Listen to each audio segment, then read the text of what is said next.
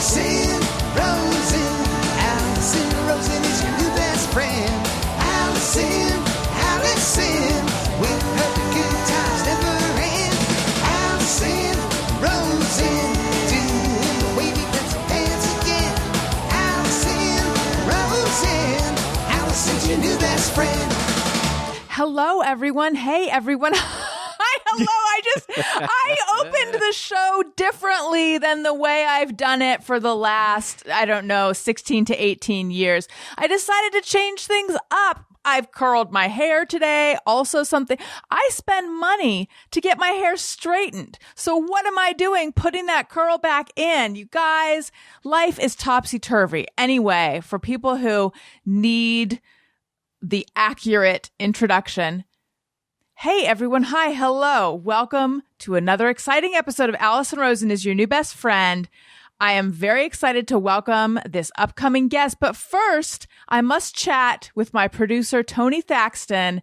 It is now 3 episodes in a row, 3 Quarantine Monday episodes in a row where you have returned to the show. Tony, how's it feel? Feels good. Feels like we're getting back in the swing of things. We're getting closer and closer to the old days, I think. I know. I did have I got a little freaked out this week. What happened? I will start the story by telling you I am COVID free. Oh, good. I know this for a fact, unless the test was wrong. But well, first of all, I don't know if I've told you this.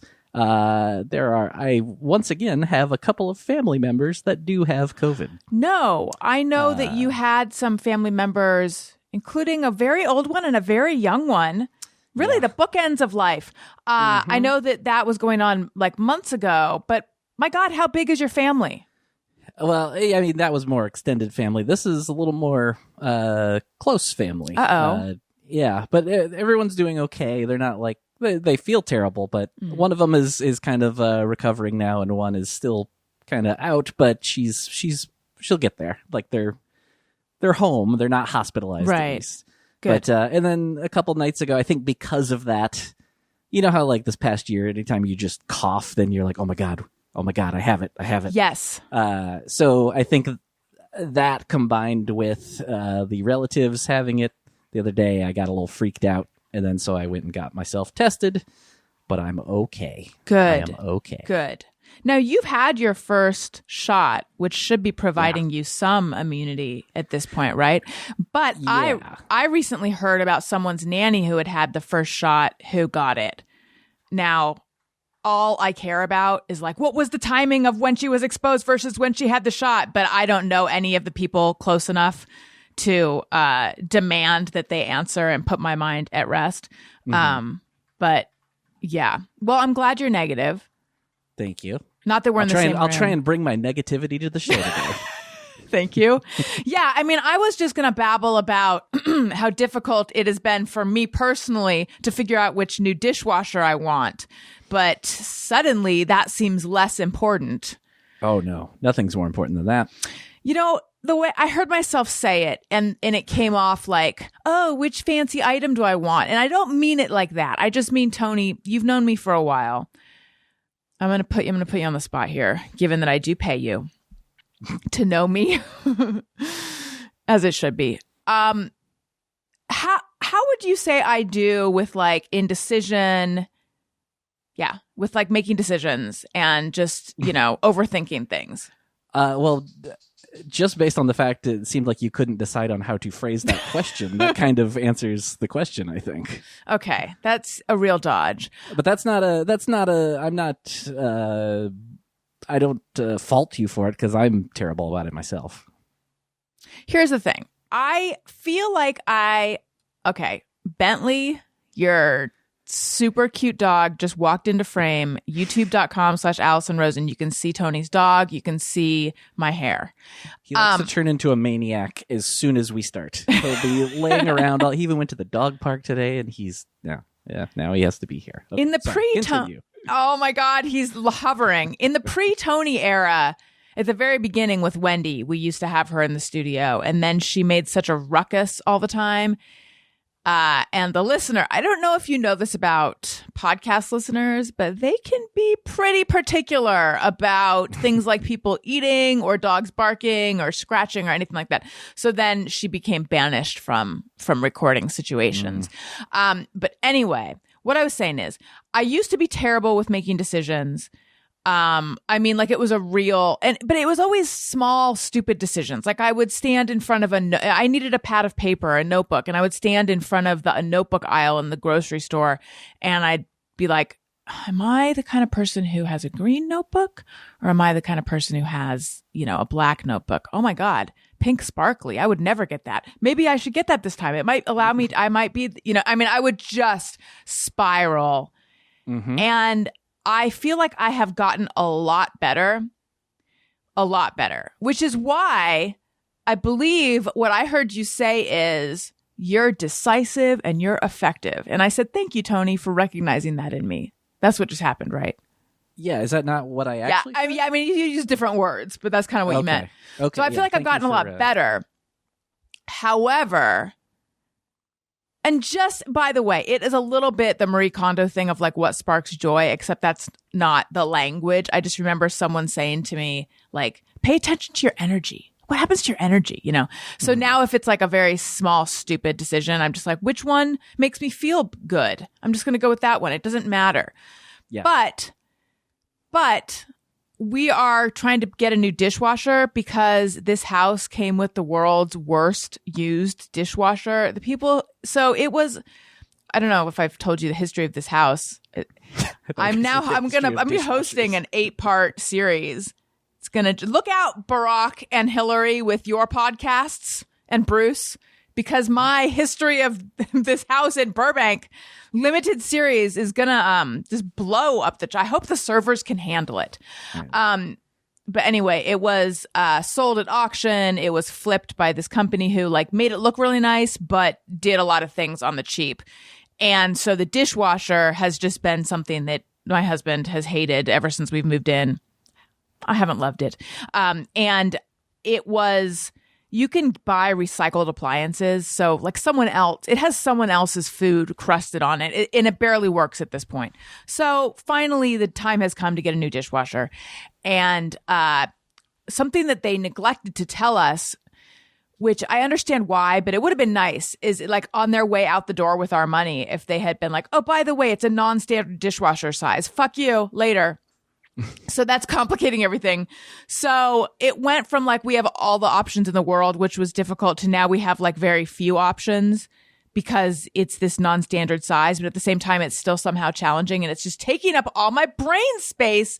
And I'm sorry that I just took up everyone's ear space. But anyway, that's what's going on. But I welcome this time to forget about my dishwashing woes, because we have someone on the show who I actually met a while ago, and we will get into that.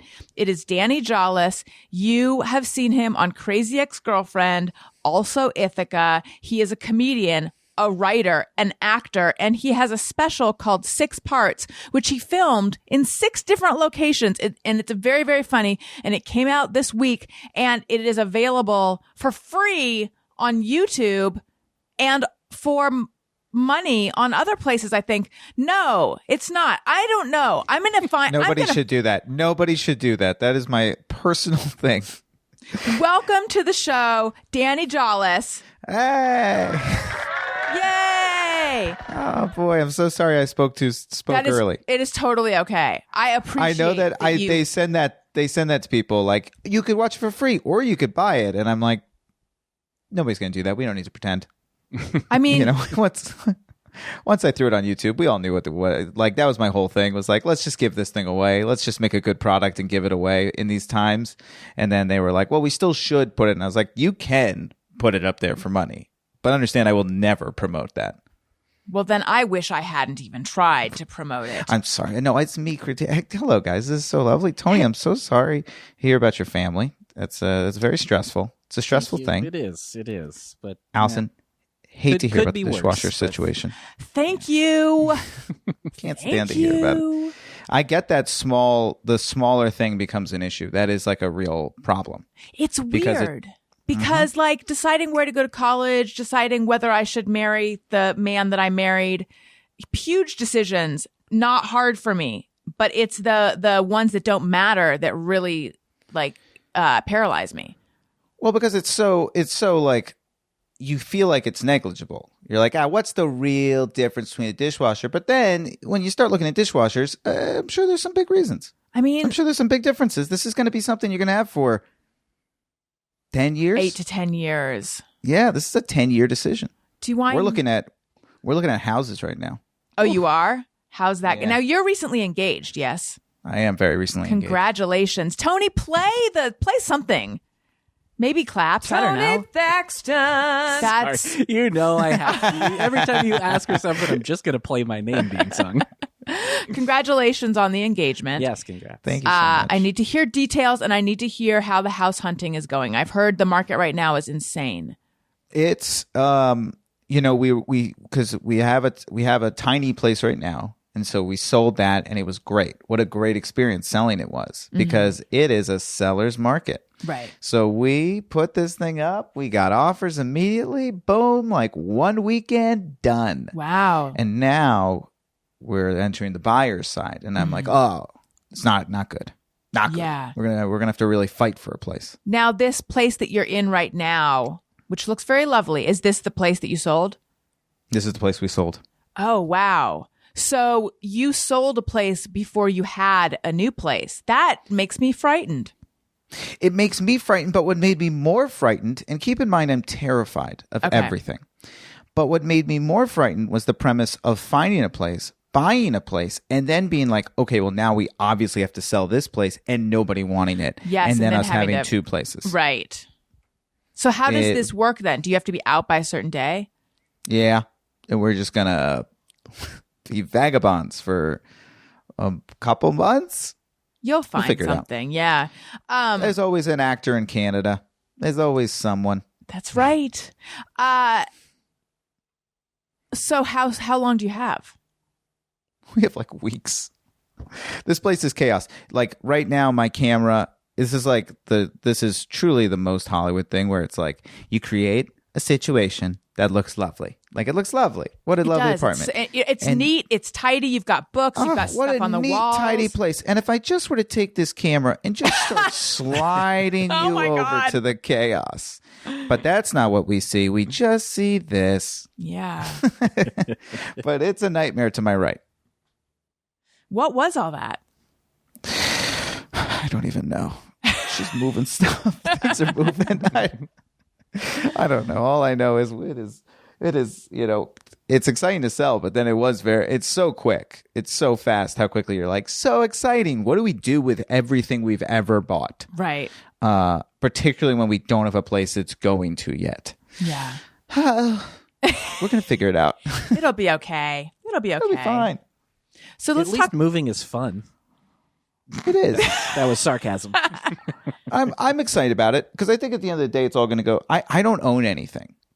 I don't own stuff really. So as a result, it's very easy for me. I'm like, I could live out a suitcase for a year. Mm-hmm. So I'm not worried about that.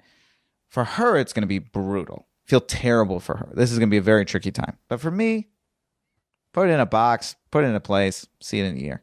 Is this? Do you actively try not to own stuff? Because I just gather stuff. I collect it. I know. Well, there's.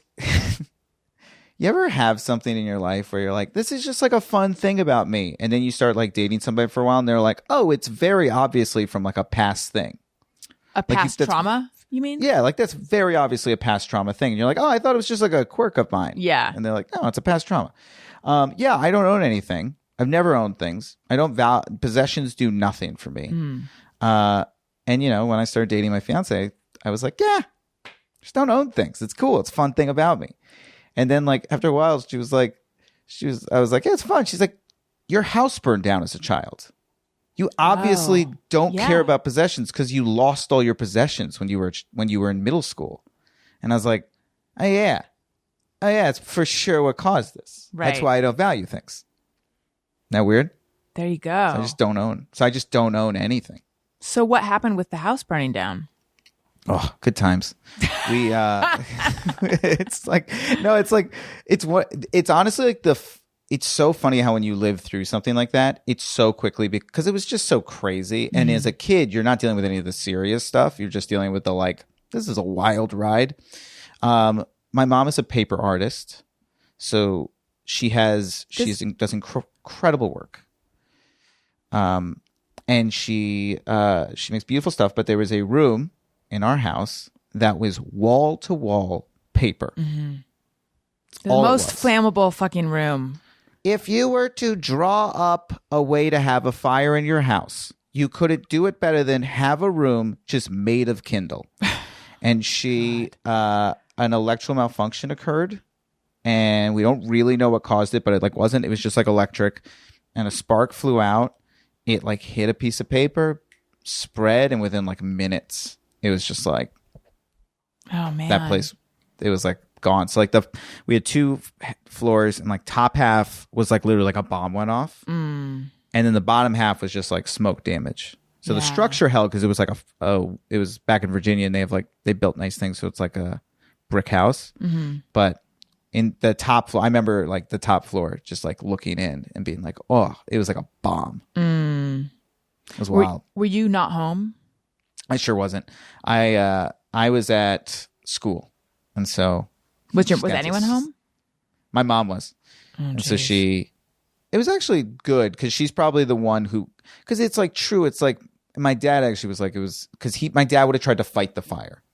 You know, my dad would have been like, it's okay. And like my mom was smart enough to see it and just be like, not a chance. And just like call the fire department. And then we got, she got all the animals out. Just like, it just happened. And then I came home with like got a very weird voicemail, just being like, go to the neighbor's house when you come home.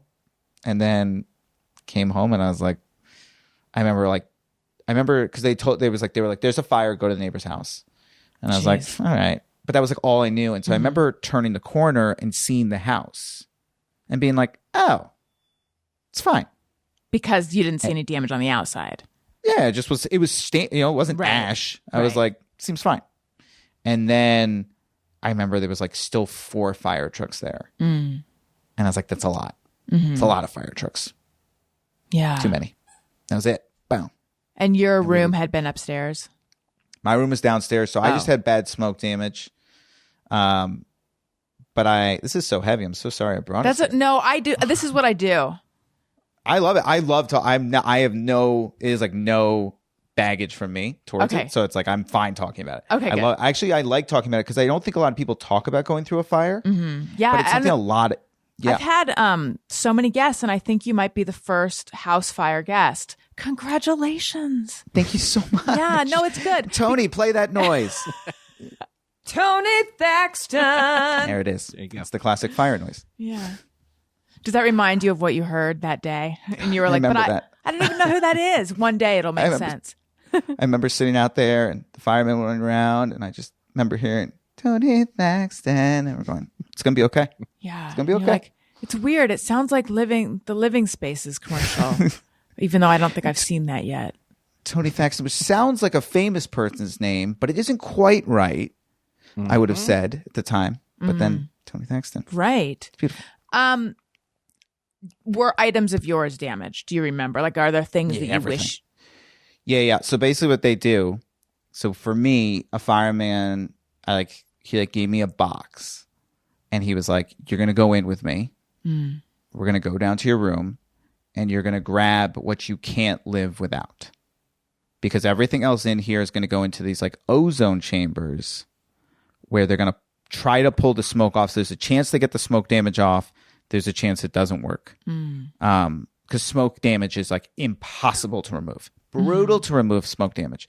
And so I went in with this fireman, and I went down to my room, and I had a little box, and I just like grabbed the dumbest shit ever. Like what? Completely choked.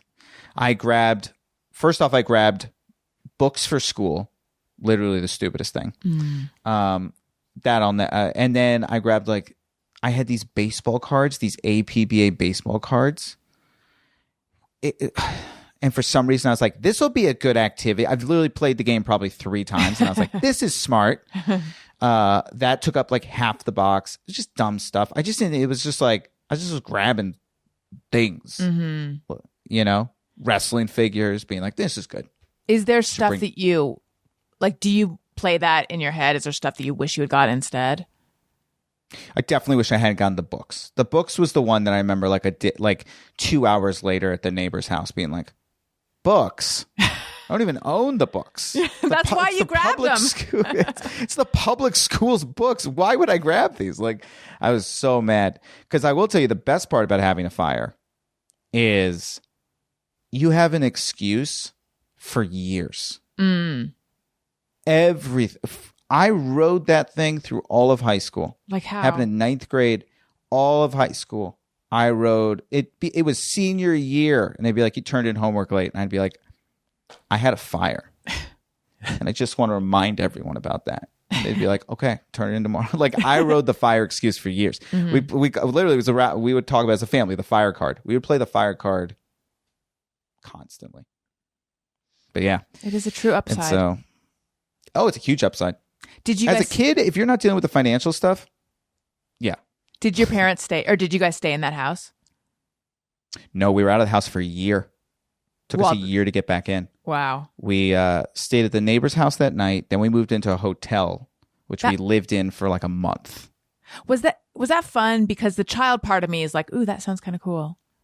And that's what I remember thinking it would be. I literally remember being like, this is gonna, you know, because I really have like a very optimistic way of being, I think, which is pretty certainly rare for a comic, but rare as a human. But like, I'm pretty like, all right, I'm gonna figure this thing out. So I remember kind of bringing that attitude, like, all right, you know, this isn't ideal, but like, we can get through this. And I remember being like, all right, living in a hotel. The problem was, so everything's through fire insurance. And so what they did was they put us in a suite as a family. It was 5 of us. So my parents had one room, my sisters had another room, and then I had the middle, which like I was with excited the about. Fold-out couch. Which I was excited about because I was like, oh, I have the TV. But it turns out that that's a nightmare. And so I hated that. I hated not having my own space. And then the hotel, like, it's just weird. It just was weird. It was like kind of fun, but like pretty quickly wore off. Then we moved to a rental house. Nightmare house. Why? Horrible. Because nobody cares for it. Oh. Because it's a rental house. So the people who owned it didn't give 2 shits about this house. And we didn't give a shit about the house. And so everything was broken. It's not your house. We had these bees. Oh, God. We had these bees. It was the craziest thing. These bees would come in, for those of you watching on video, this big. I mean, like a silver dollar size bee, but in a bee shape. Yeah. Biggest bees I've ever seen in my life. But they were super slow, and they would come in through this one spot in the brick, and there'd be about 5 a night would come into the living room. This sounds like a horror movie. It was, but they were so slow. They're zombie bees. Alison, when I tell you they were the easiest bees in the world to hit, you lost. They were the first night. They came in and it was like, oh my God! And then by like night 3, my dad and I, because it would happen at like 9:00 every night. My dad and I would literally like get pumped, and we'd be like, let's go, bee time, and we'd grab our tennis rackets and we would. I would tee off on these bees. With a tennis racket? That's how big they were? Yeah, because it's big. Well, no, because I'm not that good with a baseball bat, you know? Gotta have a bigger, sorry. No, it's only because I'm bad at baseball. Needed a bigger target. Despite your baseball cards in your box, but... I know, you think so. But I'm just thinking like the lattice work of strings, how would you actually get the yeah, bee? no, they were big. They were big enough that they never went through it. You would always hit it. Interesting. Tony, they were huge. You grew up in Virginia. Did you know about Danny's fire? Did you really, Tony? Well, I did. I didn't grow. I lived there high school and then a little beyond then. So where'd you live? Just outside of Richmond in Mechanicsville is the town. Where did you live? So fun. I lived in Fairfax County. Okay. but I went to governor's school at the University of Richmond, which I don't know if you knew about that summer program that Virginia, because they have heard such, of it. so Virginia has such shitty arts for public school kids. They have this program where you can audition and you can get in, and they'll give you a free summer at like a beautiful university where they just like let you do your art. Oh, wow. So I did this governor's school thing at the University of Richmond, but government paid. My parents have never been more proud of me as an actor than that period of my life when I got a free summer at the University of Richmond. It was awesome. So did you know that you wanted to perform young? Yeah. Yeah. We used to, that was like the big, I knew very early I wanted to do this. And like my parents were incredibly anti it. What did they do? Mom's an artist. Oh, right. And my dad is a professional speaker. So you would think Yeah. they'd be so on board. You would. I would. But they both managed, the problem was they both managed very intelligently to do their art in a very practical manner. So like my mom's an artist, but she was an art teacher a lot of my childhood. She sort of figured out a way to like be an artist, but make a salary. My dad is like an incredible performer, incredible speaker, but he does a lot of sales training and a lot of like, he gets hired by companies to like give these presentations where he teaches them how to sell.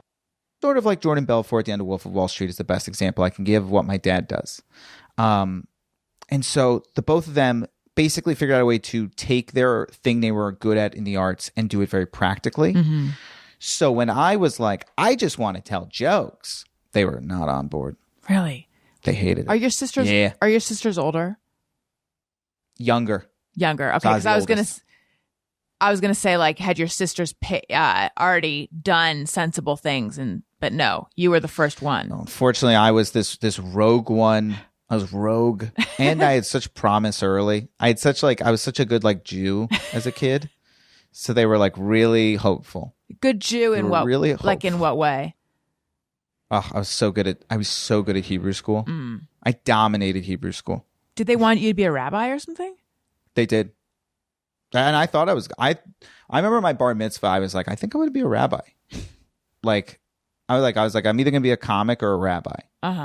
And then sports agent entered the picture for a second, and then we went comic. Did sports agent enter the picture around the time of Jerry Maguire? Or were It sure did.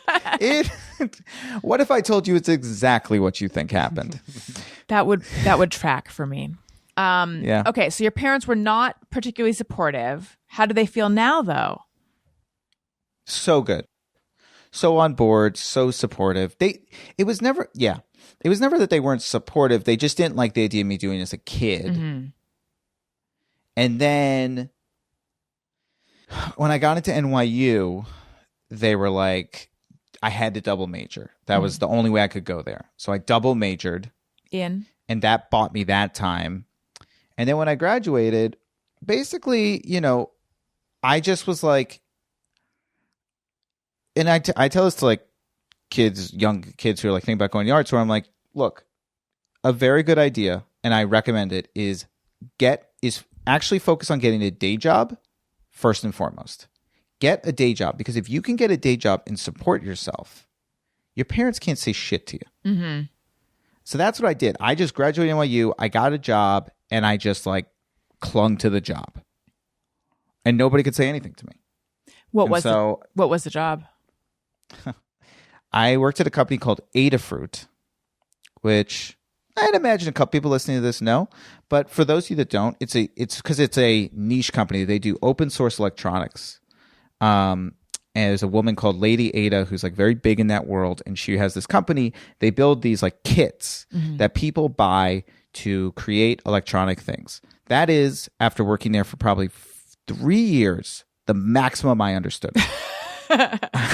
I knew nothing. I could, but the job was, I would just put, this is all I do all day. I put 50 red Solo cups out on a table, and I have a list of components, and I just put each component in each cup, and I do the next component, and I take the cups at the end, and I pour them into a bag, and I do that, and then I just do it again. I would do that all day long, every day, and they loved me. It was the best company to work for. They loved me because I everybody else like was into that stuff who worked there. So they'd like ask questions and be like, oh, what is that? I would just be like, literally, what's on the sheet? That's what I put in here. If you put a pile of turd on this sheet of paper, I'm putting that in the thing. I don't know what we're making. I have no clue. What they loved about you was your lack of curiosity. They loved it. I wasn't intimidated by her because she's sort of a celebrity in that world. Wasn't intimidated by her at all because I was like, no clue. No clue what you do. Like, I was just a great employee. I love that company. It's like the same job as if you were making gift baskets. It was, yeah, kind of. Yes. It was selecting items and putting them in a thing. Just easy. Yeah. And the last name is, or the last second word of the company is Fruit. Adafruit. Yeah. Adafruit. I've never heard of this, but now I mean, I got to see what she looks like. What does she look like? To Lady Ada. She looks great. She looks like a lovely woman who's like, she's like a lovely woman who looks very normal and like, but is just a genius. She's a genius with electronics. She really is, like, from what I could tell. And again, I couldn't have understood less. She was massive in this world. Like they were like, we had a thing of like, be aware people sometimes try to like come to the office to meet her. So it was like, we always had to like kind of be a little protective of her, which I remember being, again, so then people would be constantly trying to get the job there because they wanted to meet her. And I would be like, again, just the best employee because I was like, don't care. All right, I'm looking her up. Yeah. So far, all that's come up is like terminals and computer things. Look up Lady ADA. Let's see if I can find her. Okay. I mean, Lady ADA sounds like an electronic artist. Yep. Lady. There she is. Wait. No, because what I'm seeing, is this her, Limor Freed? Yep. That's her. She's young and hip looking. I didn't expect this. Oh, yeah. She's young. I told you. She's got she's like normal. shocking pink hair. For some reason, and Tony, I need to know if you also had this. Like Lady Ada to me is 65 and has a beehive. Tony, what were you picturing? Yeah, definitely older. Yeah, I wasn't expecting young and hip. I don't think I had That's any the like thing. super elaborate mental picture. She's like a phenom in the world. In the world of open Apparently. source electronics, which none of us know what that is, pretty much. None of us know what it is. Like, is this something that appeal? But the people who do know what it is are yelling at their phone right now, and they will be leaving me. Oh, people used to come up to me and be like, you work with her? Like, you know her? And I'm like, yeah, I know her. They'd be like, oh my God. I'd be like, I feel nothing. I mean, like, she's just my boss, and I'm like, yeah, she's super nice, and she's very. It was great. We had the best relationship. She was so cool to me because I just didn't care, and she didn't care. It wasn't like she gave a shit about my comedy. Like, we both were just like, and they were the best. It was the best company to work for because they knew I wasn't there to be like in this world. I was just a young comic, and I was like just busting my ass at open mics every night. And that was like my day job, and they just couldn't have been more. I remember they would I get auditions, and they would just be like, leave, get out of here, go ahead, just make up your hours at some point. They were the best. It was the best company to work for. How did you know when it was time to shuffle off? I just sort of stumbled. I had visited LA a couple of times because I liked acting. So I was like, I know at some point I got to bite the bullet and go to LA because New York has 4 TV shows and most of them are CSIs, which I'm not great for. Right. And 30 Rock. Had 30 and Rock. 30 Rock at the time. Oh, I was trying so hard to get on 30 Rock at the time. But I wasn't good. At acting? No, at acting I was okay, but at stand-up I was bad. Oh, okay. Still. So, and that's, kind of how you get in there. Well, let's go back for 1 second just because I've got to close this loop. What were the 2 things you majored in at NYU? Theater and political science. Okay. Thank you. All right. So we are now cleared to move on. Okay. So then Good. You do your day job with this young hip fruit lady, and you're going on auditions, and you're doing stand up at night, and you're good at acting, but you're not good at stand up, says you. But at this point, that says everyone. At this point, says everyone. Were you? Well, look, we can't interview everyone right now, so I'm not sure. I'll just have to take your word for it. I've got plenty of college roommates that'll tell you I got a John and an Alex and a Daigo who would tell you they went to so many shows and I'm terrible. A John, I was terrible an Alex, and a Daigo. Now, see, the That's all my Daigo roommates. came from out of left field because I was expecting it was just going to be like standard John Doe Standard white guy names? Yes, exactly. Yeah. Exactly. Sure. And then a Daigo. curveball, a Daigo. Didn't see that My coming. roommate, Anyway, my roommate, all through my time in New York, Daigo, best. what's he doing now? He still works at Adafruit. Really? Yeah, For real? I think so. I I haven't love checked where he is, that. but I think so. Oh, he's the best. This company, their retention rates are through the roof. Well, at one time they hired basically one of my roommates, Brian, was their second employee ever, maybe third. And so he just slowly hired each of us as we graduated college because the company was expanding tremendously. So I was like their fifth employee ever. If I was still at that company, I'd make so much money. If I Would you still be into filling cups or would you be doing something more? I feel like I would have started managing because I remember there was like talk of like if you ever want to, you could move up here because I was good. I'm a very good Jew? I'm very good at following orders. Jew, basically. I'm good at following orders. I changed my mind. Basically, though, like if you tell me to do something, I would just do it. Yeah. So I was like, and I don't yell or get upset. I'm pretty good at like keeping calm. Mm-hmm. So as a result, I was like pretty great employee. And then like for that, like when I started, it was like two of us doing the cup thing. By the time I left, there were probably like 10 cup people, probably another like 10 to 15 are running the shipping department. The company got huge. We had like 2 floors by the time I left. Started in one room. By the end, it was 2 floors in this warehouse. Fascinating. You know how earlier I said I was going to do a limited podcast on the history of my house? I've decided instead I'm going to explore Adafruit. It's going to be 8 episodes. Well, let me tell you, episodes 3 through 8 are going to have to not involve me because I don't know what happened once I left, other than they were doing great and they're still going. You know, you're just the friendly voice that gets us into the story. Of course. And it's just going to start with the sound of like clinking, like little electronics clinking. And that's the sound of stuff dropping into plastic cups. And that's probably what I'll say. Like, that's the sound of electronics dropping into plastic cups. How'd they get there? How'd they start this? Is it really fruit-based? Let's find out. We just go. This season on... And then they start playing a little Strange music in Fruit. the background. Yeah, they start playing like... Yeah. And you're like, here we go. Here comes a podcast that should have been 3 episodes. That's going to be 8. That's every podcast. Okay, so were you more interested in acting or stand-up at this point, or did you have a preference? The point at which you decided to move. So, there's 2 different points. Acting was my focus in college. Mm-hmm. Right as I'm graduating college, I discovered that if you don't have connections to Hollywood, you can't work. Mm-hmm. And it isn't like I wasn't doing well in auditions. It was like you can't audition if you don't have connections out of the gates. So pretty quickly, I was like, wow, I learned a skill, and I better yet not book it. Like better yet when like, and it drives me nuts. Like celebrities are like, I remember I just couldn't book, and I'm like, but you were even auditioning. You don't even know. It took me years and years and years to get to auditioning, and I still to this day have to fight to get into rooms. Still have to beg my reps, like, please get me in this room, please, please, please, please, please. I couldn't get in rooms, and I was doing stand up like 2 to 3 times a week, which is not enough, not even close. And then my friend was like, do you want to go see this guy's taping a special at the NYU theater, Skirball. I've never heard of the guy. He was in 40-Year-Old Virgin.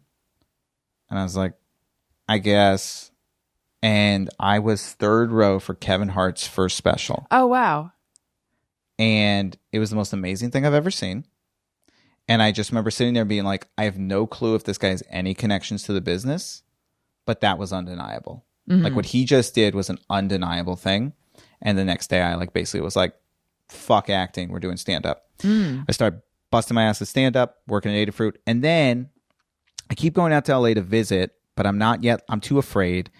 And I finally come out here for like a quick thing, and I book a Coca-Cola commercial. Oh, wow. Cool. And that I was like, I live here now. And then the Coca-Cola commercial went badly. Oh, who cares about that? So anyway, no, tell me about that. It's a visual story. So I don't know if you would be able to show it visually, but maybe you can edit it in afterwards because I can send you the footage. Okay. I think we can do and that. I'm like, can we do that? can we Tony, do that, or can I try that. to? Can I try to screen share it? I don't. Because it will. Well, I'll just describe it, and if you can. Yeah, describe it and then send it, whatever it is, to us, and then we'll do something magical with it. See if you can, because I'm perfectly happy to tell. So, and I hope I don't get in trouble, but it's been years. Yeah.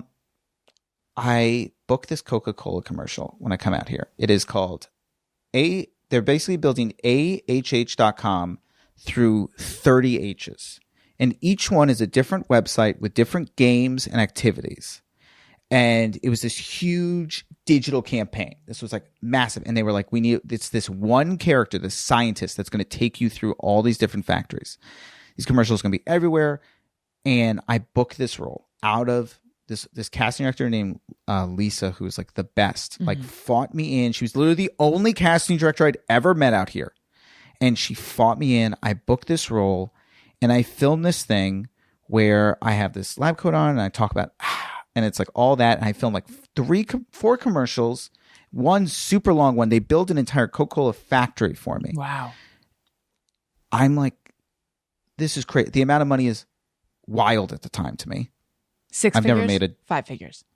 No, but 5 figures and a consistent throughout the year. It just as long as literally I exist in these commercials, I'm just going to keep getting this. So I'm like, okay, I'm good. I've got a job. Yeah.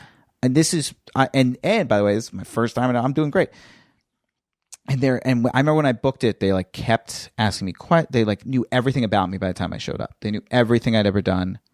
And they were so excited, and I film it. It's great. We're communicating a lot, me and the company, because they're like, get ready, blah, blah, blah. And then I just like stop hearing from them. Oh, and I'm like, that's weird. It's concerning. Yeah. But I'm following Coca-Cola on social media, and they keep posting articles of places being like, get ready for this new Coca-Cola campaign. It's going to change digital marketing. So I'm like, I know it's coming. Mm-hmm. And then one day, I'm on Facebook, and I just see Meet the Coca-Cola Scientist.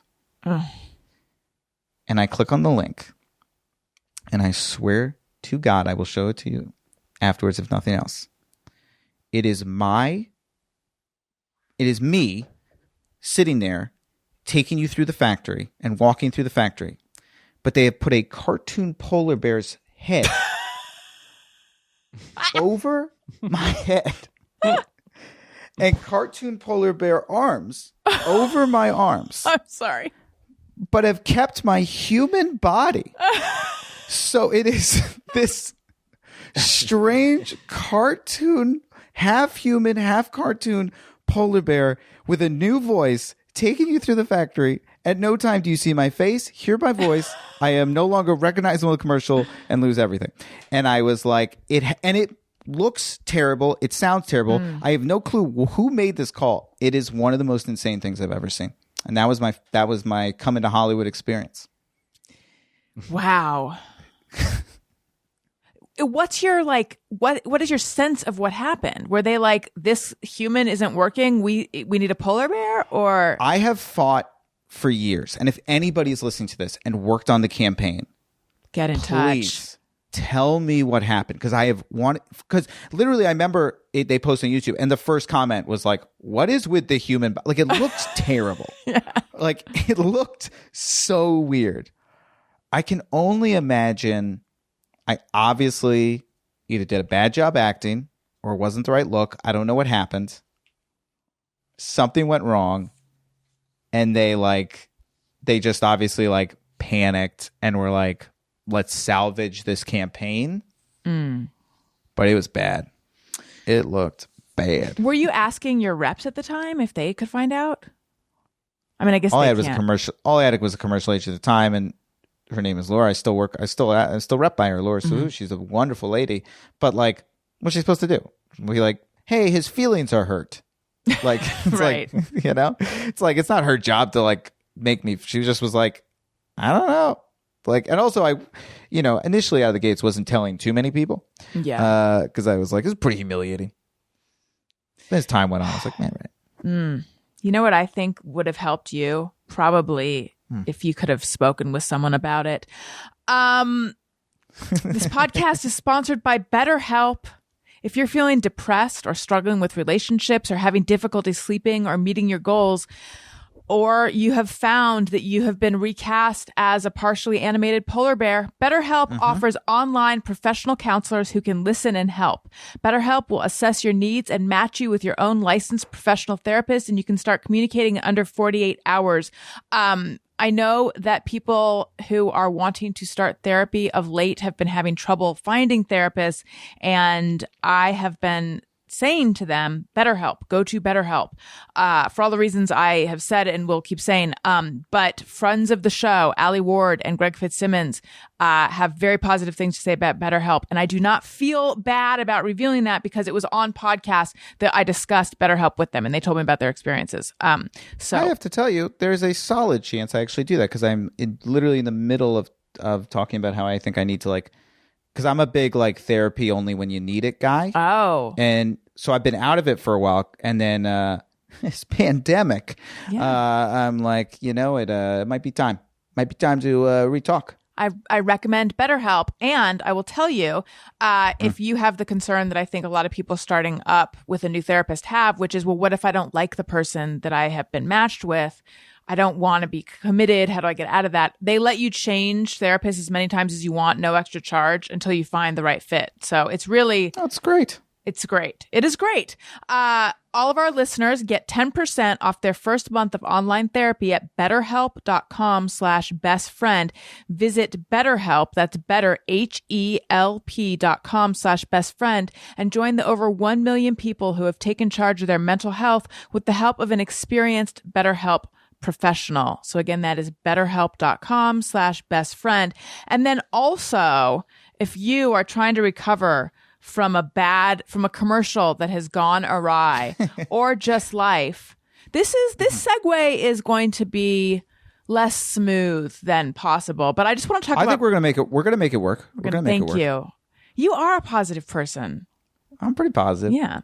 I just want to talk about Brooklinen. They make the most comfortable sheets, the best comforters. Both Tony and I use their towels, and I sleep exclusively on Brooklinen sheets, except I recently tried out a different set of sheets and I did not sleep well.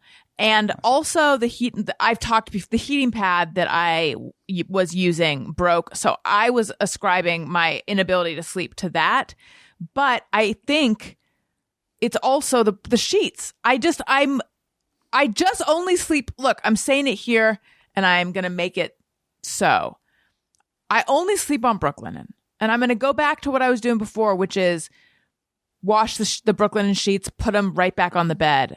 I shouldn't have let an interloper get in because it messed me up. But Brooklinen, their luxury sheets at an affordable price. They're made really well. They're really comfortable. You will sleep better on them than whatever you're currently sleeping on. And their comforters are super great as well. Look, Brooklinen creates beautiful, high-quality bedding and home essentials. They work directly with manufacturers to give you a fair price. No middleman, no markups. Their comforters come in lightweight, all-season, and ultra-warm to suit every type of sleeper and lifestyle. There's even a weighted comforter option for stress relief. They also offer a variety of materials, including an eco-friendly recycled down alternative. And Brooklinen's comforters pair perfectly with their sheets, pillows, and duvet covers. Treat yourself to ultimate comfort with Brooklinen's comforter collection. Go to brooklinen.com and use promo code BFF to get $25 off with a minimum purchase of $100. That's Brooklinen, BROOKLINEN.com, and enter promo code BFF for $25 off with a minimum purchase of $100. That's brooklinen.com, promo code BFF, brooklinen.com, promo code BFF. Okay. And we're back. All right. I feel like I we're liked just it. Thank you. And we're still early on in the Danny Jolles story. Okay, so you come out to LA, you have your bad commercial experience, and then what happened? We're not doing great. What happened then? All right, so we're in LA. Commercial goes bad, but start booking a lot of commercials, actually. That's how I like, initially I'm like kind of supporting myself off commercials while I'm doing like stand-up every night, just grinding at stand-up. Like stand-up's my thing. But I'm like, I'm going to, you know, but I keep booking commercials. Bad ones, usually being attacked by animals. I was attacked by many animals in commercials. That's one of my specialties. Like real animals or someone dressed as an animal? Sometimes real. I did a commercial with a bull. Oh my God. Then I did a commercial I was attacked by bees, not real bees. They added them in afterwards, but you know, the acting, you would never have known. Right. I was attacked by penguins in a commercial. But not real penguins. Real penguins for that one. You got to act with real penguins who attacked you? And let me tell you, penguins, it turns out, are vicious. Oh, really? Yeah, they're really vicious. It was this commercial for, I always said it was Mike's Hard Lemonade, and it turns out it wasn't Mike's Hard Lemonade. It was some other alcoholic thing like that I was wrong about. I literally was doing the commercial incorrectly at the time. I thought it was for a different company. It's like very recently somebody was like, they're not, it's like a subset of Mike's Hard Lemonade, but it's like not them. Okay. I was like, well, saying that wrong for years. But it was a commercial where I get attacked by penguins, and the penguins are so vicious that they're very cute though. Oh, they're so cute because they're they're like a little family. There was like 6 of them on set, and they're all buddies. And they don't like to be separated. So anytime one would be taken out of the pen, the other 5 would lose their mind and like cling to each other. And then when you put that one back in, they'd all like engulf each other and just start like talking. It's very cute. And so anywhere cute. One goes, they all try to go. Yeah. It's adorable. But they're vicious. So they would have to do shots where they would have me act, lock off the cameras, and then they would put the penguins around me with me out of the shot. That's how mean they were. And then they did a shot at the very end where they wanted a penguin on top of me because they finally like take me down. And they literally had to like cover my face with like a safety blanket, and they like shot my head with no penguin, and then they covered my face and like held this penguin on top of me, so I couldn't see it. All I would hear is them be like, "Okay, we're putting the penguin down," and I just like smashing on my chest, and I just feel like. Just be like, I'm terrified. And that was it. That was my experience with penguins. This sounds like some weird kind of torture situation. Now, the plot of this commercial, why are they attacking you? They want your lemonade? No, I was shot out of a cannon by some guy. A guy in his garage was experimenting, and he shot me out of a cannon. I landed in Antarctica, and then the penguins attacked me. It was never very clear what it was, but I've got a really wild reel of commercials. It sounds like it.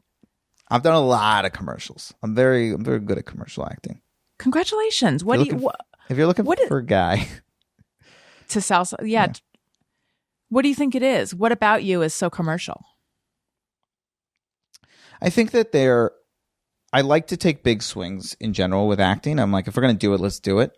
And so with commercials in particular, there's this real feeling, I think, of like, oh, if this works, it's just like, oh, that's a funny thing he did, him.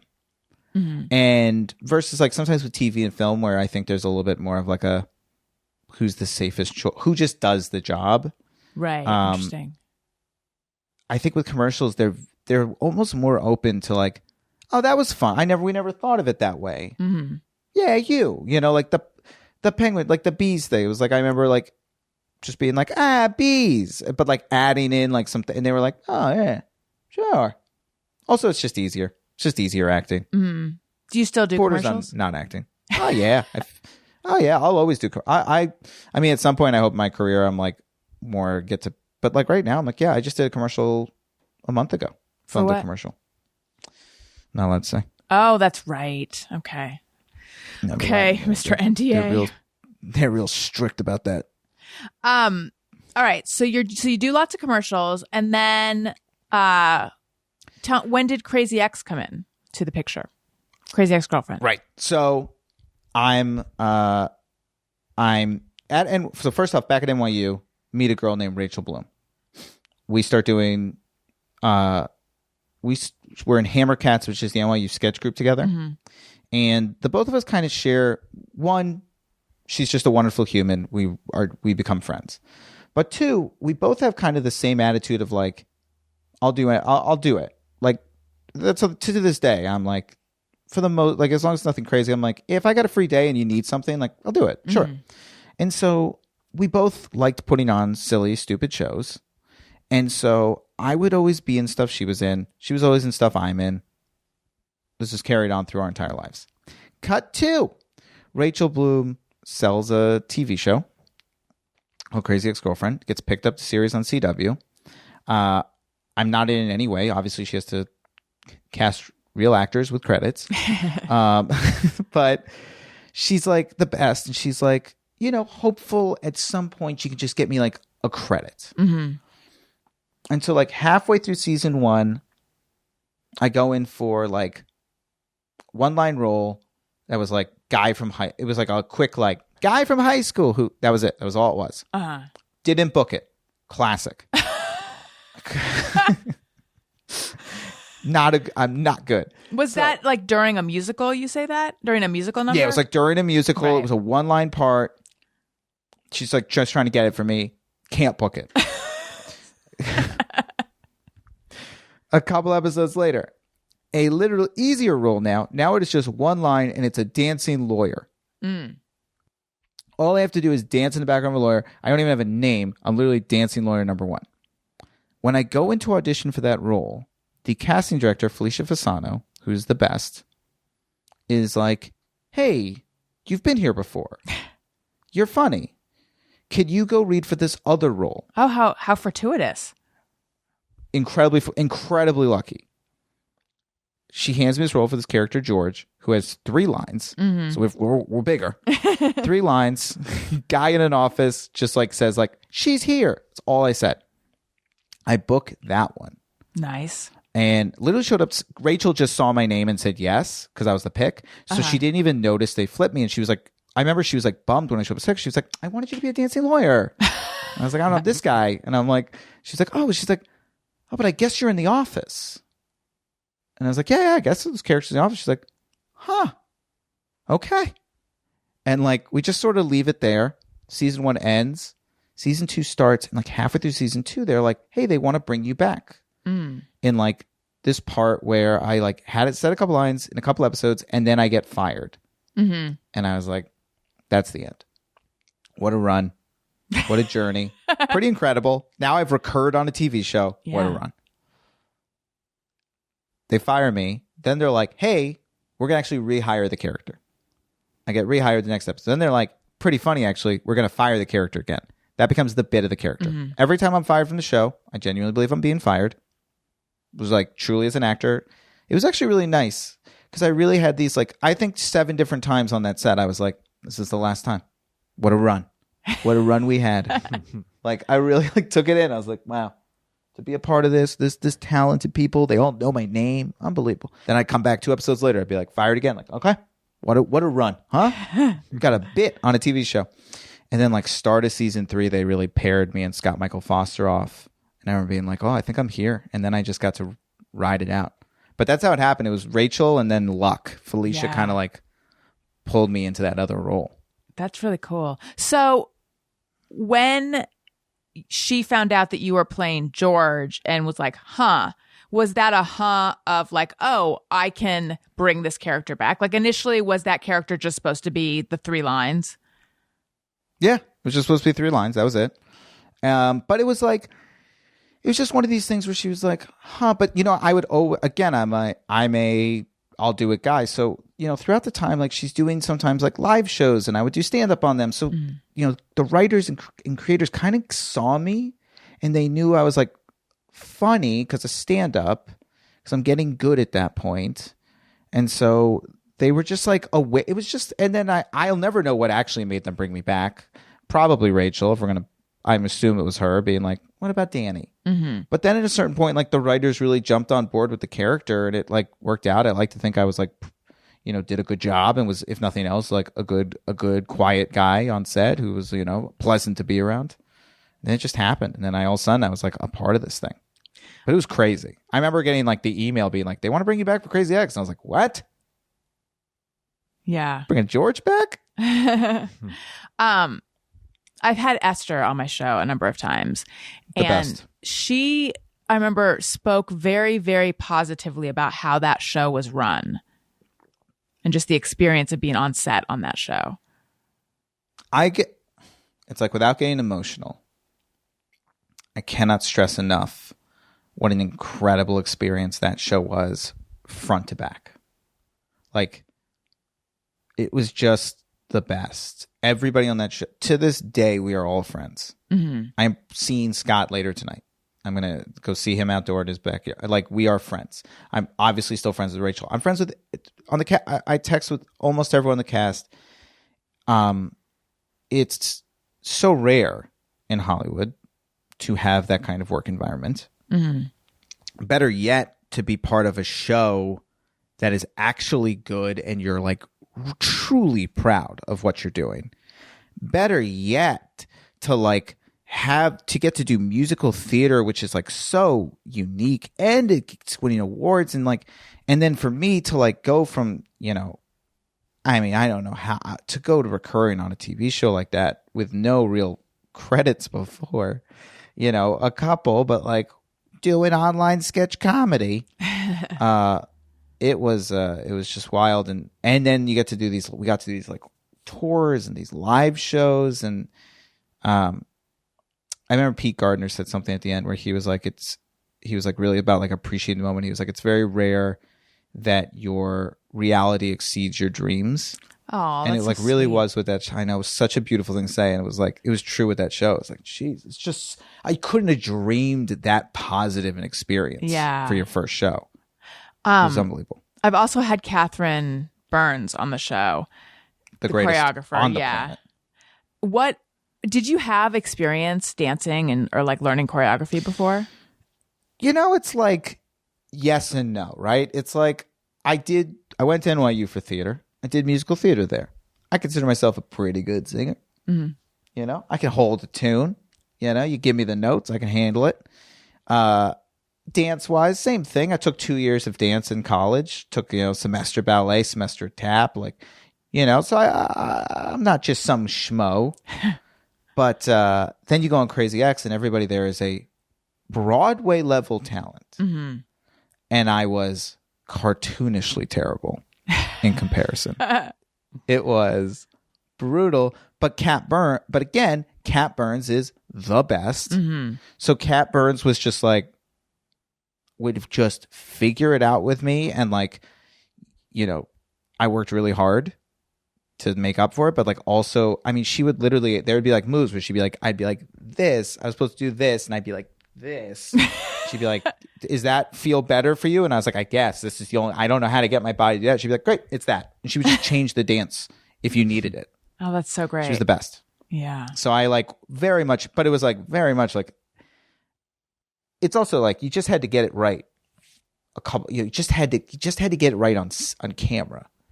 Mm-hmm. And so often, the big group numbers were honestly the harder ones. When it was just you was better. When it was those group numbers, whew. Were you sad? Were you sad when the show ended? I was. Oh, I cried. Yeah. I cried. It was the best. It was truly the best experience. And I don't know if I hope I'm a part of more and more things that are as positive as that. But I know so many people on TV shows who are like, whoa, our lead is a nightmare. And this guy's over here. And it was to be on a show where it was you'd have to work so hard to find stuff to complain about on that set. It was just such a sweet group. Do you think if you felt that it was such a sweet group and there was no nightmares, that means you were the nightmare? It's an interesting thought. Never thought of it before, but it's an interesting point. Just saying. Were they all talking about me behind my back? That's a good point. I don't know. I've had Rachel Bloom on the show too. So I've had Rachel, Kat, and Esther. So really, what if I'm sitting here with knowledge? You might know. Listen. I have been waiting for years to find out if everybody secretly hates me That's always been my assumption, is that everybody is secretly talking about how horrible I am. Mm-hmm. So it would bring me nothing but confirmation of years of me walking off that set being like, they hate me. So I get it. No, it actually sounds like the rare set where there was no asshole. But wait, I know you were kind of joking, but is there an element of truth in that you actually walk around thinking everyone hates you? Hate's strong, but I do think that people, your assumption is the second you leave the room. My assumption is always second I leave the room, people are like laughing at me or being like, because I was such a loser as a kid that I think you always kind of carry that with you, and not in like a, it's not something that keeps me up at night, but like it's something I do. It's like I definitely know that feeling of like, oh, those kids are laughing at me over there. It's at me. They're laughing at me. They're laughing at me. Yeah. I was in I was Peter Pan in high school, in the play. I was in a play of Peter Pan. I played Peter Pan, and my sophomore year, and they were being like, "Well, this is gonna be cool. I'm the lead as a sophomore. Yeah. These kids might not like me now, but wait until they see me as Peter Pan." Yeah. And then I remember we would do this big Friday preview for the school. It was the only time really kids went to the plays was over this Friday preview because they got out of class. And so I remember this, like, the theater's full. We're going to do like the first 10 minutes of the play for them because it's preview. And I was like, everyone's about to see how cool I am. It's about to be so cool. And I remember, like, literally as the curtains start to open, I was like, I'm in tights. This is not good. And then it was just like, I just remember the curtain opening and just a roar of laughter. Oh, gosh. And I was like, yeah, that's not good. It was tough. But we learned. We grew. We're better now. I don't carry it as a grudge. There's a lot of people who were bullied as kids who they like make it their adult persona. And I'm like, relax. You're mad at a child. Right. I feel like more people need to be reminded of that when they're like, and I'm going to show those bullies. And I'm like, hey, you're mad at a 13-year-old girl. Like, relax. She was also going through stuff. Right. Now you're bullying them as an adult. Not good. I hung on to it for, well, it wasn't an extended period of time that I was bullied, but there was a couple months in 7th grade where I became like the social outcast. And these girls were just fucking vicious to me. And I would go home in tears every day. And like in my mind, it was the entire year, but it really started in May. And this, we only went to June. But I feel like you'd be pretty cool on the whole. Thank you. These people didn't think so. Thank you very much. But just for those couple months, right? Because then I feel like you probably held like a decent social standing. Nobody thinks they were the top, but like you hovered in like a nice area. I did until that happened. So I went to a small school, and really there were like two groups. There was the co-ed popular group, and then there were the more scholastic, less popular kids, of which I was one of them. But I had I never worried about my social standing. I had a pretty strong social standing in the nerds. And then all of a sudden in 7th grade, it just like suddenly they were ditching me. I had no friends. I was alienated. I had no one to hang out with. It's that feeling. It's that feeling that sticks to you. The feeling of being ditched, where you're like, oh, I thought we were friends. There was a plan around not me being here. Right. But I did hang on to that for because what you're saying about not holding a grudge, I hung on to that for a while. I mean, I remember in 8th grade, so now we're back and everything's ostensibly back to normal. But I'm not going to forgive and I'm not going to forget. And I remember one of the girls who had turned on me being like, oh, hi, Allison. And I just like, I think I just like, I might have gone like, hey, like my jaw barely moved. I was like, hi. And I just kept walking, or I didn't even acknowledge her. I was like so pissed. And so like, I'm not going to be, I'm fool me once. I'm like Bush trying to remember that phrase and messing it up. I could have said it if I wanted to. Fool me once, shame on you. Fool me twice, shame on me. But anyway, and then I think I hung on to it. But anyway, long story short, now it has dissipated. I don't still feel it. And many of these people, although do I not still feel it, if I have to point this out, have requested my friendship on Facebook. And I let them be my friend. That's how over it I am. It's good. I remember the day there was like one girl who was like particularly atrocious, rough on me. Yeah. Yeah, she was pretty mean. And this was like, I just remember she friended me on Facebook and she messaged me and she was like, hey, I just wanted to say, like, seems like you're doing great. Really proud of you. You know, she's in just great job. Like she said it in her name. And I was like, you son of a, this is a time to show. And I just remember being like, I remember clicking on her profile and she's like a teacher now. She's a kid. She seems like she's just living a nice, happy life. And I was like, what are we mad at here? Right. She doesn't even clearly remember how mean she was. Clearly in her mind, it was like, not that. I obviously remember it my way. What are we holding on to here? And I remember like that was like, because I sort of said like I'll do it, but I remember that was big. I like wrote it back being like, just not mentioned, just being like, hey, so glad. I hope you're doing well too. And I was like, yeah, that was it. And that was like the day I kind of let it all go. Yeah, that's amazing that just that gesture allowed you to free yourself of a lot of that. I think it was just looking at that profile and being like, oh, it's an adult woman who is teaching children, a far more noble job than I have. And she is seemingly a good human. And I'm mad at the 13-year-old version of this girl. Right. This is crazy. Yeah. We got to let this go. Here's a factoid, and I'm wondering if it's going to boggle your mind in the same way it boggles mine. Boggles is not the right word. Baffles. I don't know. Okay, so given my experience, I have held on to this belief that the good people had the experiences we did.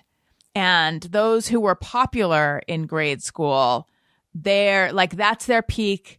And then life just shits on them. And it all works out somehow, and the meek shall inherit the earth, etc. So years ago, when I found out that Meryl Streep had been homecoming queen, I was like, what? But it's not supposed to work that way. How can someone who was so popular in high school go on to have such a celebrated life? What is happening? There's been a glitch. Do you know Paul Rust? He's great, right? He was the best. I did an episode of Love. Oh, who did you play? Got cut. Classic. Okay. I got cut. Don't worry about it. Like I said, sometimes not the best actor.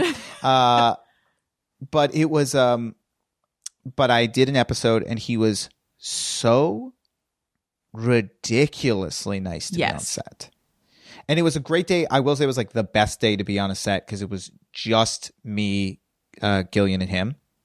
So it was like it was just the three. It was me as a janitor, and Gillian got in a fight, and it was like great scene.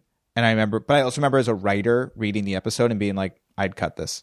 There's just no reason for it. It's just a scene, right? Like, it doesn't add anything. Yeah. So I was like, if this episode goes over by a minute, I'm out. And I agree with them. And they did. I remember literally being like, I agree with them. I'd cut me. Yeah. And they did. But he was so nice to me on that set. And it was like still early in my acting. I remember being like, thank you for being this way. Yeah. He's a really nice guy. Very funny. Very creative. Tony actually plays drums in his band as well as other bands. Oh, you're in, what's the name of that band? Don't Stop or We'll Die. Dude, Don't Stop or We'll Die. You guys have and now I'm going to do it again. You have a song I listen to constantly. I think it is such a good song. Stay for a while. Once in a while. Yeah, that's it. Yeah, that. Yeah, I will. Yeah, I actually. I have come to the band a little later because Harris Whittles was their drummer for a long time, and then he passed away several years ago, and then I've been playing with them since then. So that's pre me, but I agree with you. Even I was a fan before I joined the band, and yeah, that's a great song. Yeah. Oh, that's awesome.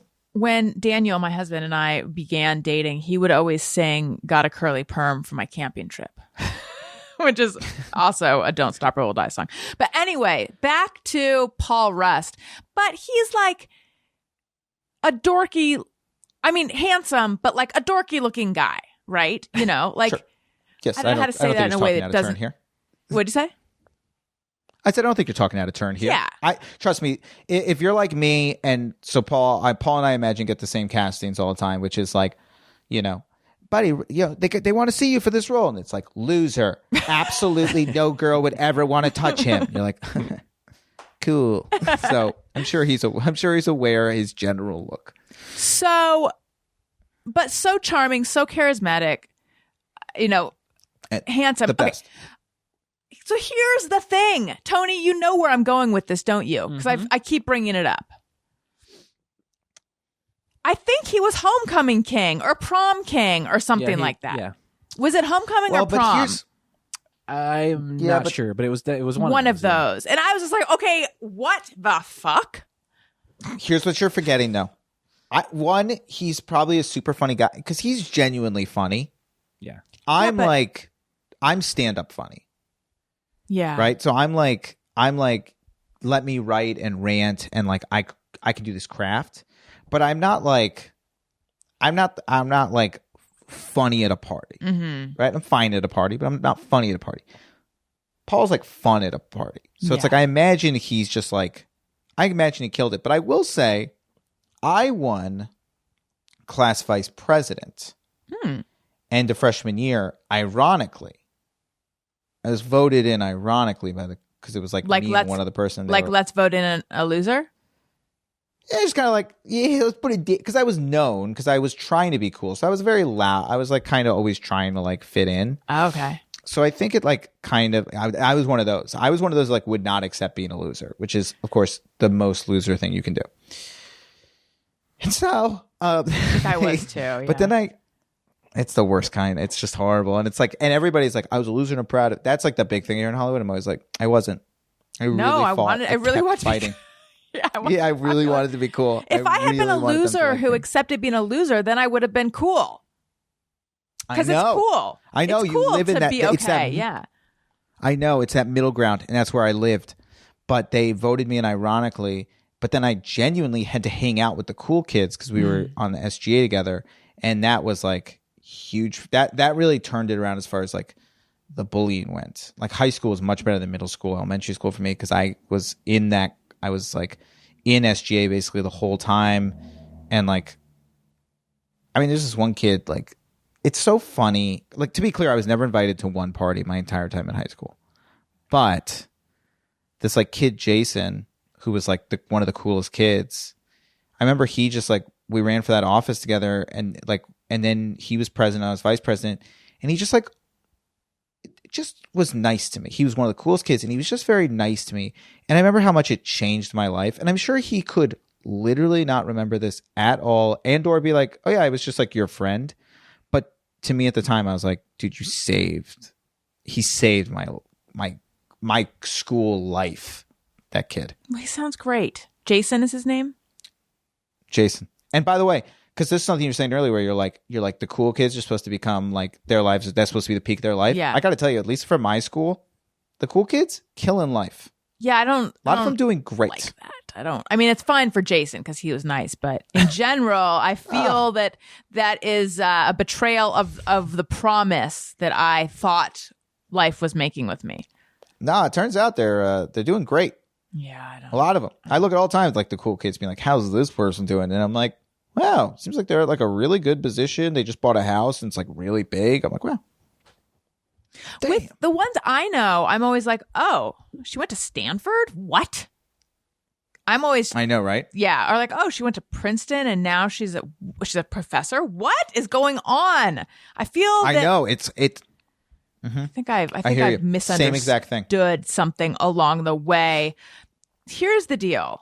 So let's do, hey, go fuck yourself. So, Danny, is there someone that you need to give the business to? Yeah. And yes, I'll tell you exactly who it is because I haven't been able to comment on it because my special came out and I've had to promote.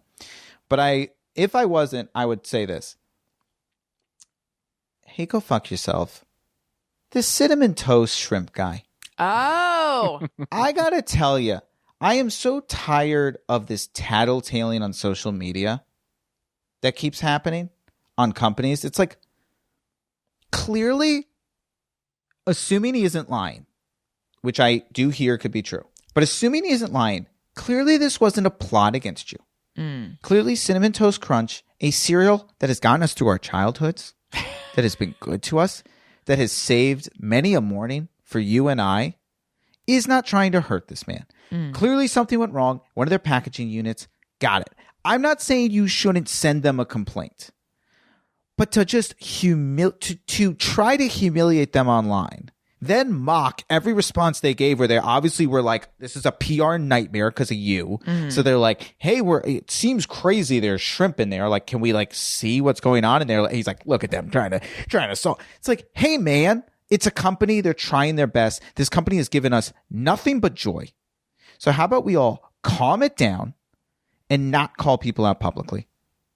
So then you have to go, hey, cinnamon toast shrimp guy, and then Tony plays something. Oh, sorry, I didn't do it. No, that's right. okay. I just went off. No, that's good. It was good. It was good. This is not to replace what you did. This is just a coda to your epic. So sorry. Hey, no, please, no more apologies.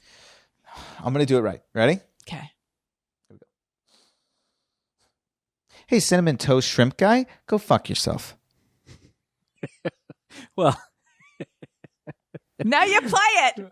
okay. Hey, go fuck yourself. You went off without a hitch. You can blame me on that too. I thought there was going to be a pause and then I was just going to play the. Well, that's how we do it in the past. What did I do? What did I do wrong? I thought I did it right. What did I do wrong? Okay, I'll do it again. It is tough to come in if you don't. I'm a good actor. I take notes. You tell me. You're fine. In the past, but there's no way I can expect anyone to know this without me actually telling them. So what kind of sick game am I playing, Tony? In the past, the way we would do it is, Danny, you would go, hey, cinnamon toast crunch shrimp guy, or whatever we're going to call him. And then you pause, and then Tony plays the drop. But you said, hey, go fuck yourself. No, let me do it. Let me do it again. I'll do it again. Okay. Hey, cinnamon toast shrimp guy. Hey, go fuck yourself. Yeah. That felt good. Did that feel good? Was that the way I was supposed to do it? And that felt good, but they all felt good. Here's the weird thing with that guy. His name is Jensen Karp. Tony, do you know him? I have met him. I do not know him. I don't know him at all. I never heard of this man until this. He's someone that I have a lot of people that do know him in my life, and I feel like not to the extent what's coming out now, but I've always kind of heard not the best things. So I have had him on my show a number of times, or maybe like 4 times. He was a Monday show guest, and then he was on a Thursday show 3 times. And I always thought he's like nice and funny, and that was, and I've been on his podcast, his former podcast a couple of times. He then was on Kevin and Bean with Allie and Bean, and I kept in touch with him a little bit, and that was it. And then I saw the shrimp tails in his cinnamon toast crunch, and I thought that was disgusting. And then there was also rat poop in the cinnamon toast crunch, and like various other things that looks like a rat was collecting to build a nest, and the whole thing was horrifying. And so then I posted like all these stories started coming. It was surprising the coverage this got. It was like in the New York Times and the LA Times. And then I'm like, hey, if we're all jumping on Shrimp Tails bandwagon, perhaps someone would like to hear my episodes with him if they want to know more. Because also he's married to Danielle Fishel, who played Topanga in Boy Meets World. It's a real celebrity. It's a real, celebrity duo. So is there anything more Hollywood than that? I don't think so. So is there anything? Yeah. And by the way, I saw her in person when I did his show one time, and her hair is amazing. She just it's so thick. She has so much hair. It's crazy. So, I tweeted, like, I had cinnamon toast trending topic on my podcast. Perhaps you'd like to hear it. And I like laid out all the episodes.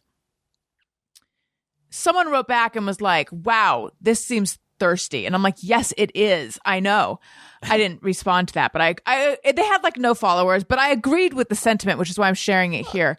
But anyway, then someone was like, I'm starting to hear bad stuff about this guy. And I was like, what? So I didn't realize there's a real backlash against him of women saying that like they had dated him and he was manipulative and narcissistic and gaslighting and just all this stuff, which I had no idea about. So now I'm like, that's my final thought about that is, I didn't know. Yeah. And you know, what's interesting is that stuff is terrible, obviously. But my issue with him came prior to that backlash. Yeah. I had backlash the second I saw the first post. Because I was like, hey, hey, what's his name? Jensen. How many times have you had cinnamon toast crunch in your life? Probably a Has lot. this ever been a problem before? He said it's his Has favorite. this ever been an issue? Have they ever let you down once in your life? Has a bowl of cinnamon toast crunch ever let you down one time? Or has it not delivered happiness and joy into your life literally every single time, except for this one box, this one time? So do we have to call it out publicly? Right. Do we have to drag every company for every issue? I don't get it. Interesting. Have you ever publicly dragged a company? I do it out of pure necessity because every now and then you can't get through the helpline. Right. And you know this as well as I do. If I tweet about it, I'll get help. Mm-hmm. So on occasion, I will be like, hey, blah, blah, blah. What is this? Blah, blah, blah. But always with the intention of the second they reply, tweet me and go, oh my God, we're so sorry. We've never had I take it down. It's just to get their attention because sometimes I'm literally unable to get a hold of them. Right. Hey, Adafruit, why is there a shrimp in my Solo cup? Nobody would ever say such a thing because I would never let a shrimp get into one of those cups. Yeah, I would have been careful. I have done that, but I always tweet directly at them. But I think I tweeted American Airlines because I had an issue with them one time, and it did get resolved because I had done that. It gets resolved immediately. That's the problem. Right. The problem is they'll just resolve it so quickly if you just do that, and so it's so tough because I agree. I've done the exact same thing. Yeah, and I hate myself when I do it, but I'm like, blah, blah, blah. You're being bad. You did bad. And then I tweet it, and immediately they're like, oh my God, we're so sorry. Yeah. And I'm like, that's what happens. Danny, we are basically at the end of the show, and we didn't even talk about your special, which is so good. Let's just real quick. So it's called 6 Parts. You recorded it in 6 different locations. Where did you get that idea? So I do. So it was a double whammy. I knew I wanted to do 6 sections for a special. That was like initially a big part of it because I was like, I headline a decent amount on the road, but at the end of the day, most of my act has been built in 10-minute sets around town. Mm-hmm. And so I was like, I really have like some 10-minute sets that are like, they flow perfectly. They tell a story. Versus an hour where it's like kind of, we shift. And so I was like, I'd love doing it in 6 parts. I do a ton of this company called Don't Tell Comedy, which does a ton of shows, sort of the So Far Sounds of comedy is the best way I can describe them, but they just they do basically comedy anywhere but a comedy club. And I told Kyle, the owner, about the idea, and he was like, I would do that. Like, we don't have a budget. We don't have a ton of money, but like, we can try to film 6 shows at 6 different venues. And we were like, all right, let's do it. And we did it for so little money. And it was an insane idea, but we did it. We pulled it off. It works really well. Thank you. I think it's really fun. And I think it switches it up. And I do think it's cool also because you have people always, when I talk about it, people always are talking about the venues, which are really interesting, but the crowd sizes change. Mm-hmm. The art gallery probably only had 20, 25 people there. and versus the like gym and comedy club, which probably had like 100 at each. Right. 100, even more. It was like those were packed. And then these other ones are smaller, but they all work and they feel different. Mm-hmm. So I just knew I wanted 6 chunks. And then we really figured out this like different places thing. Right. Well, I hope everyone goes and watches it. I laughed out loud. I really enjoyed it. Thank you so much. I really hope everyone, like my thing, because we could have put it on like a streamer of various kinds, and like it could have just lived there and nobody would have watched it, but we all would have been like, way to go, Danny. And which is, I think, the move these days with specials is like you just put it somewhere and then everyone's like, you did it. And I was like, because no one knows the view count on those other things. And I was like, I really believe in this special and I just want people to see it. So I put it out there for free. I'll never make $1 basically off this thing, no matter what happens. But it would mean the world to me if people checked it, it just gave it a shot. Because I really think you'll enjoy it. I'll link to it in the notes of this episode, but where can people get it? Tell people where to find it. Just YouTube, Danny Jolles, 6 parts. And you will get there easily. It's in my bio on Instagram, Twitter, and Instagram, obviously, and all that. But like literally just my name, 6 parts on YouTube, you will get there. Wonderful. And do you want to plug anything else? Your social media or website or anything? Sure. I'll do my usual. So first off, at Danny Jolles on all social media, JOLLES. Always appreciate a follow. Please go check out the special. Is my biggest plea. That's certainly my top one. And then my last thing to everybody, I say this on every podcast I do, but stand-up comedy is like hockey. It is very fun to watch on TV, but it is just a different experience live. It's just a different. It's so much better than you think it is. So many people just consume stand-up comedy through TV. They never see it live. And so I always tell everyone, just please, based on what you feel comfortable with, go to your local comedy club, go to your local outdoor show, wait a little bit. But when you can, just go and see live stand-up comedy. There's great live stand-up comedy happening near you right now. Don't worry about who's there. Just go and see live stand-up comedy. You'll have the best night of your life. That's it. There you go. And before you head out the door, don't forget to please review this podcast on Apple Podcasts or wherever you listen. If you like what you're hearing, 5 stars, please. It helps out the show. It helps people find the show. If you enjoy what you're hearing, tell your friends. That helps people find the show too. Please rate, review, subscribe, or I guess now follow is the word. And if I may add, I've had to, you and I have only met one time really. Right. Before all this, and releasing a special on YouTube is very scary and you're nervous about how people see it. And I reached out to many people at podcasts, people I know very well who never got back to me, some of them, and then some were so quick. And Alison was so immediately said yes and of course, and like figured it out. And I cannot tell you how much it means. So to everybody listening to this, you are listening to a really wonderful person who really helped me out. So please make sure to rate and subscribe because it really, I cannot thank them enough for having me on. That's so nice. Thank you. But yeah, he's right. Do all of that.